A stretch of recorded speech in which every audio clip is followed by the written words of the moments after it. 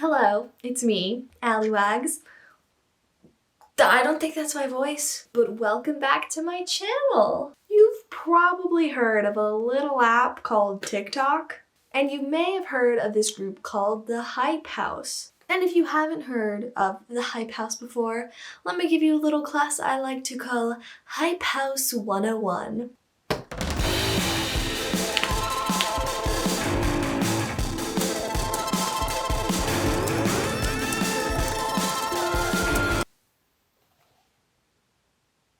I know absolutely nothing about the Hype House. I know that it's a house that is hype, but I am not quite sure about that second half. I'm pretty sure it's a house. So the reason I'm talking about them is because they recently had a series on Netflix drop called Hype House for the titular Hype House. And I watched the first episode. So let's talk about it, because why did I watch it if I am not going to talk about it? So in episode 1, we start off with those classic Los Angeles aerial shots, you know, those money flexing shots. And then Thomas, the kind of leader of the Hype House, starts talking. My whole goal with this house in the first place was, why can't people who hit millions of other people be as famous as A-list celebrities? I can think of many reasons. Then a bunch of the members start kind of introducing what the Hype House is. We have 10, 20-year-olds living in a $5 million house together. No, incorrect. Not 10, 20-year-olds, 9, 20-ish year olds, and then Nikita Dragon. Imagine a fraternity filled with people that have millions of followers and dollars at their fingertips with high school drama.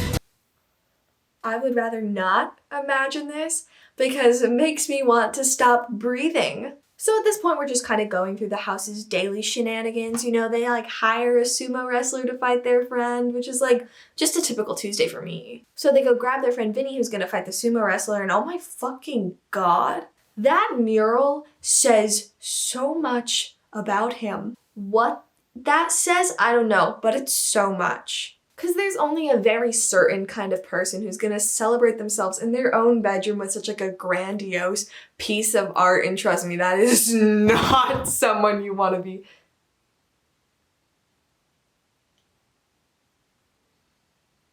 Throughout the episode, they have cutaways of all the 10 members of the Hype House where they just kind of BAM! Pool party. Now who is this motherfucker? I was promised 10 members. That 10 is the maximum number that I can keep track of. Not count to, I can count to more. But you know, keeping track of 10 is hard. And especially when it's another white man, like this is too difficult. Then we get some more money flexing clips. Want to take the Rolls Royce or the G-Wagon? I want to take the G-Wagon. I am too poor to know what a G-Wagon is. I spend on my YouTube videos alone anywhere between $50,000 to $70,000 a month.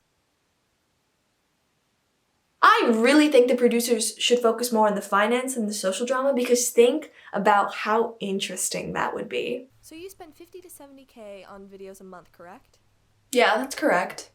Now, is that all spent on one credit card or spread out into multiple? No, I obviously don't spend it all on one credit card. So how many credit cards would you say you have? Enough to notice if one went missing? Obviously, I would know if one of my credit cards went missing.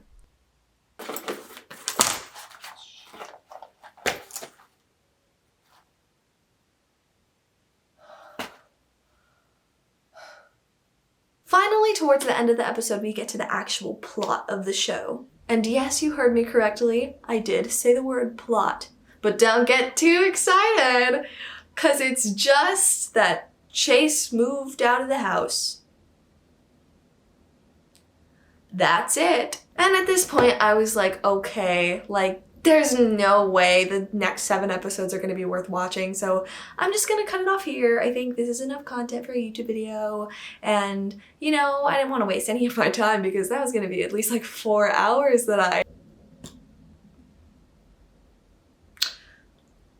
So I should probably go on to episode 2. In this episode, they talk about the past relationship between Charli D'Amelio and Chase Hudson, which Chase clearly does not want to talk about. And I'm very closed off now because of it, so thanks for that, internet.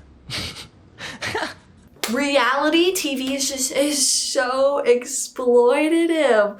Like, what were the producers thinking? So I've got a great idea for this episode.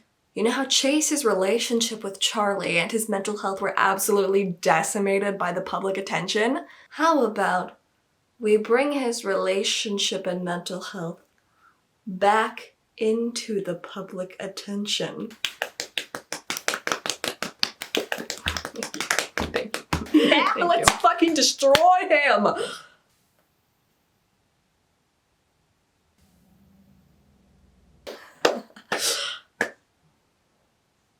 Oh, I'm sorry, is that not what we were trying to do? Then Chase holds a dinner at his house, which he invites one Hype House member to, but not the rest, not Thomas and Alex, who he's bros with. And so while this dinner is happening at Chase's, what's happening over at the Hype House? Oh my god, there's more fucking people. Now we're on to episode 3, and at this point, I'm kind of wow, I'm really surprised that nothing bad has happened because of COVID. Oh. Yeah, at the end of the last episode, it was revealed that Lorraine actually went to a party, that's not all, while positive for COVID. Not a great look. And this is not even the first time that he and some other members of the Hype House are in hot water for going to a party during COVID. And this was mentioned in the last episode. I threw Larry his 21st birthday party, and there were a bunch of people. It definitely wasn't COVID safe. Editing Allie here, so sorry for the shit audio and shit video, but there was recently an article that came out where Lorraine says that the narrative about him going to a party with COVID was framed by the Netflix production team after a cast member who was supposed to be on the show was no longer on the show, was cut from the final episode because sexual misconduct allegations brought against her. And yeah, I'll link the article in the description. I didn't feel like I could rightfully post this part of the video without this context. I didn't want to cut that because it was in the video I originally filmed, but given this new information, I just wanted to provide you also with that information because that is really shitty of the production team to do. It's just really bad, so I just wanted to have that new information for you to have. There, back to the original cut. Then we go to our TikTok house, and we see the hashtag struggles of being a rich TikToker. What's the best way to do the bang videos? We just have to do 8 a month. 8 videos a month? 8 TikToks a month. That is 8 minutes of their lives for 30 days. Sometimes I'm in the bathroom taking a shit for longer than 8 minutes. They could get all of their ad promos done in the time it takes me to take one dookie.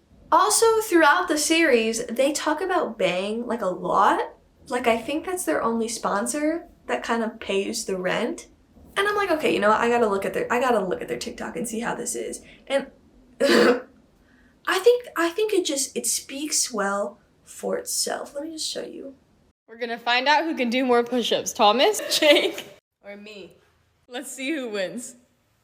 This is some of the most low-effort content I have ever seen. It's not unexpected, it's just still sad. And also, they look so tired, which is not exactly what you want for an energy drink.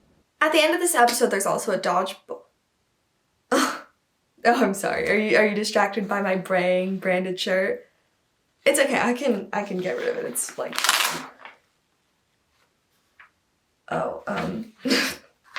so I forgot that. Yeah, I forgot I put this. 1 second. Okay, no, this is kind of embarrassing at this point.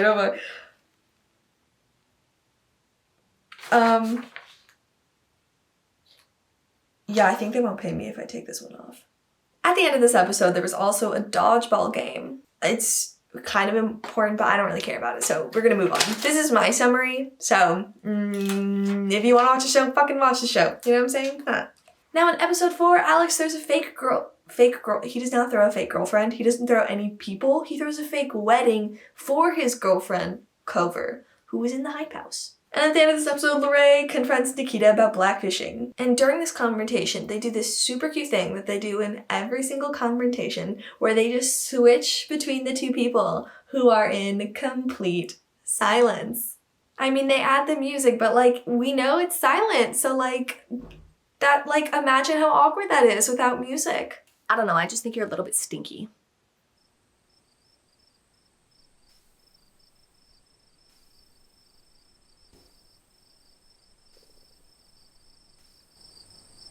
Episode 5, we've made it halfway. Oh, you saw my notes. Episode 5, we made it halfway. I don't know if that's something I should scream about or cheer about. Both? In this episode, Lorraine and Nikita finish their conversation about blackfishing. I love you. I hate to see you go, but I love to watch it. And for the rest of the episode, Alex just has a terrible fucking time. Alex broke his foot. I don't know time right now. 10 minutes. All I know is that The only notes I have written down for episode 6 is Baron using the word females. I like females. And yes, I've been taking notes. I don't even take notes for my college classes. Also in this episode, Thomas organizes a trip to Joshua Tree for both of the houses in hopes that they'll make some content together and, like, you know, reunite. And guess what happens? Neither of those things. Conversation with the whole house about no one doing. We're like, No one's even talking about that. Why are you upset for no reason? don't be rude. Episode 7 wraps up the Joshua Tree trip, and I just, like, really quickly want to point out something that is not important at all, which is exactly what I've been doing this entire time. But Ryland is literally so unbothered. Mans is watching Ratatouille and everyone outside is like, oh my god, do you think he went in to, like, talk shit about us? And he's just trying to watch one of the, like, coolest Disney animated movies of all time. I don't know if I agree with that. But, like, it came out of my mouth, but I don't know if I agree with that. And I'm gonna look pretty and get comfortable and I'm gonna watch some Ratatouille. But, like, he's so unbothered. The whole house about Remy, no one doing. I don't think we should do this. Who do you think is behind all of Linguini's moves? Me! You love me! Oh, I know I'm not rude at you. I'm just saying, like, why is it that you I'm a rat! This is also my Oh, Colette. Man, I love this movie. At the end of the episode, Thomas is all, like, sad and shit, and he's, like, playing some basketball to decompress, you know, as you do it. Oh, he missed it. Also, what the fuck is that basketball? Like, you guys are rich. You can afford a new basketball. Oh, and also, Thomas says he's gonna end the hype house. Episode 8! It is the final episode, and the future of the hype house is at stake. So obviously the first... So these 30 seconds of my video, and only these 30 seconds of my video, decided to delete out of existence. You know what I'm saying? So what I was trying to say was, the first thing we have to do is go to prom. Because the hype house had its own prom. There you go. There you go. Now, I have been staying silent on, like, specific members and what I think of them this entire time, but I would be remiss if at this point I did not mention Nikita Dragon. Earlier in the series, she talked about wanting to relive high school as Nikita since she wasn't transitioned when she was in high school, and that's completely valid, because to go through such, like, a formative time of your life without being yourself, that's horrible. And it's, like, wonderful to, like, want to have the chance to relive that, you know? However, that, like, wanting to relive high school, like, rubs me the wrong way with some of the instances of her flirting and, like, saying sexual things around some of the younger members of the hype house. I think two of the moments that rub me wrong the most is, like, kind of explicitly saying that she has a crush on Vinny, who is 18 and she's 25. You still have a crush on Vinny. Leo knows too. And then also wanting Chase, who is, like, 19, to bring his friends over to the dinner, who were also, like, probably around 19. I thought you were gonna bring some cute boys. Where the boys at? Is it BYOGs that bring your own dick or? And that's just like, like the difference between like an 18-year-old and a 25-year-old is immense. A 7-year age gap in the future part of someone's life might not be significant, but like at this point in time, it very much is. Nikita has also been in hot water before for like flirting with people who were like around 18. There's like a whole comment like on TikTok or like, hey, you like just turned 18, right? Asking for a friend. And it's just like, you shouldn't say things like that. So I just wanted to like point out that that made me uncomfortable throughout some of the episodes. Luckily, the prom was like really wholesome and super cool, and it was her idea because she never got to have a prom as Nikita, and a lot of these people in the hype house didn't get to have a prom because of like, yeah, I don't know, COVID, or yeah, I think because of COVID, but they got to have it and it was like really fun and stuff. Until Thomas announced that the hype house was ending. Maybe I shouldn't end it. Oh, he didn't? Well, that's kind of disappointing. And then the show ends with a clip from Thomas's YouTube video about like Alex and Kofor moving out in the future of the hype house. And that is the hype house. And with the end of the series, that brings me to the end of my video. Excuse me? It's not. You're right, me. It's not, because this is the time where I start to bring academic writing into the mix. If you watch my videos, you know what I'm talking about, because I need to let people know that I'm smart and that I attend a prestigious university. And you know I attend a prestigious university because I said prestigious.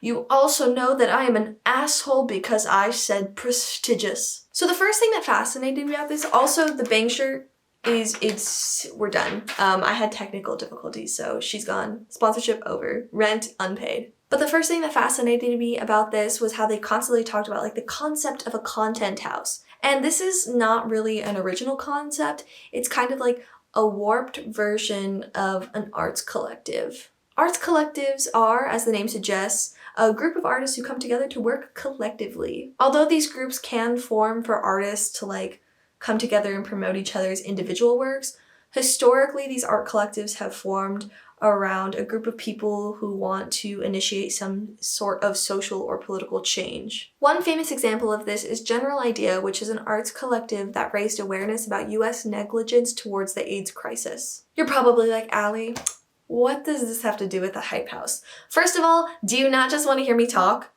Is that not why you're here?